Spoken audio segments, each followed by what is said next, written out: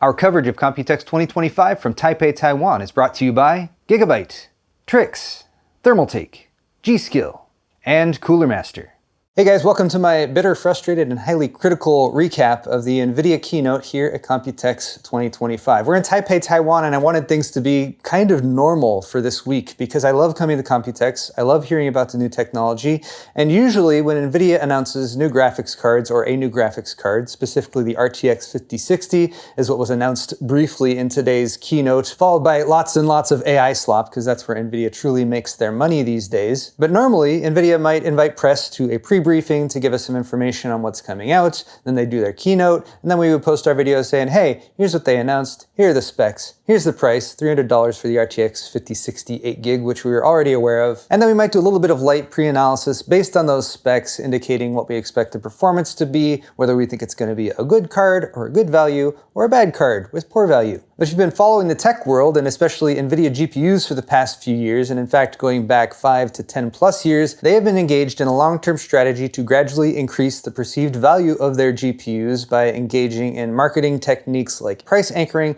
as well as pretty much the removal of the lowest tier of graphics cards, that entry-level price between $150 and $200 or so. They simply haven't been producing GPUs that fit within that category, and GPUs that previously would have fallen in that category, they are rebadging as RTX 5060 and 70 tier class cards, even when it's very apparent looking at the base specs of these cards that they would have fallen into lower price and lower tier categories if it was 5 years or more ago. But it's very possible that you are already aware of a lot of this because I and many of my tech media cohorts have been vociferously complaining about this for some time. And I think our hope was that NVIDIA might take some of our criticisms into account and maybe even adjust the way that they're addressing certain things like multi-frame generation to make it more evident to the end user, to the gamers out there, especially those who are not as familiar with a lot of the underlying technologies like DLSS4 and multi-frame generation, that generated frames are not equivalent to natively rendered frames by the game engine. I do think that multi-frame generation has its place, like DLSS, which has advanced over time and become pretty ubiquitous and something that lots of gamers use to enhance performance. Multi-frame generation introduces latency and creates frames that might not necessarily be a representation of what's happening in the game engine. So I have said before that I think it's appropriate for single-player immersive titles to increase the smoothness of gameplay,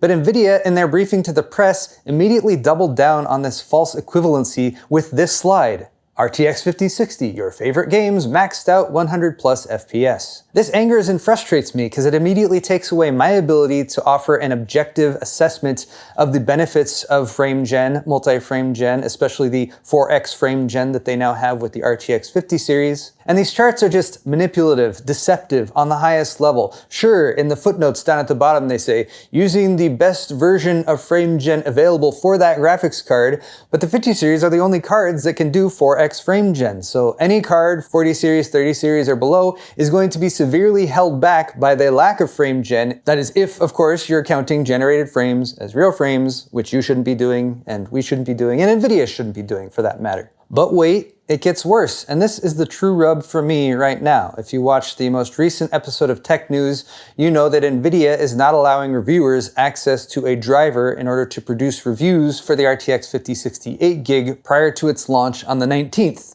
which is today. This card is going up for sale with no independent reviews for it aside from the numbers that NVIDIA has produced, as well as a handful of tech media who is willing to bend the knee, kiss the ring, and sacrifice their integrity in order to produce previews for the RTX 5060 that have all gone up within the past 24 to 48 hours, all with glowing titles like, ooh, 100 plus FPS, and doesn't this look nice, clearly towing the NVIDIA company line and producing content that unfortunately will likely be high in the rankings for searches for RTX 5060 reviews, which I think was 100% the point, the plan, the entire time, which I find to be shady, manipulative, and all the negative things that I've said about how NVIDIA is treating gamers and reviewers with the RTX 5060 launch in a way that I think is very much a trial run for how things are going to go in the future. I'm not going to stop speaking negatively about this because I think it is pretty much bullshit, but I 100% believe that NVIDIA's intent here is to see how things go if they just block reviews from the outset and engage in all these manipulative tactics.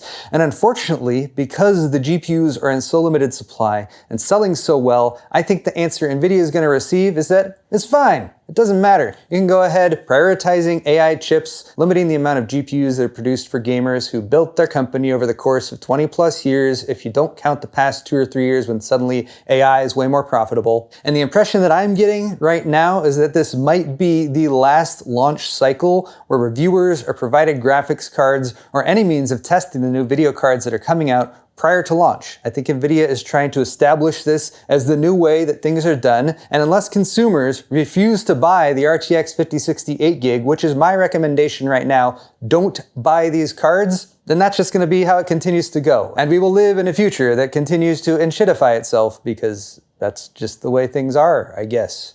I'm not expecting that there's going to be a lot of NVIDIA reps watching this particular video, but if there are, I have a question for you guys, especially those of you who came up in the gaming world and know of the NVIDIA that was built by PC gaming.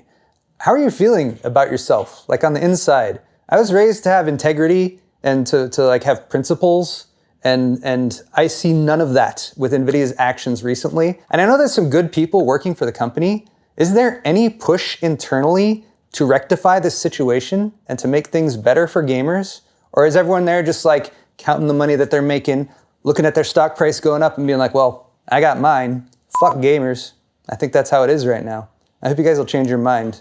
And hey, if you don't want to send me review samples in the future, I'm fine with that too. See you later.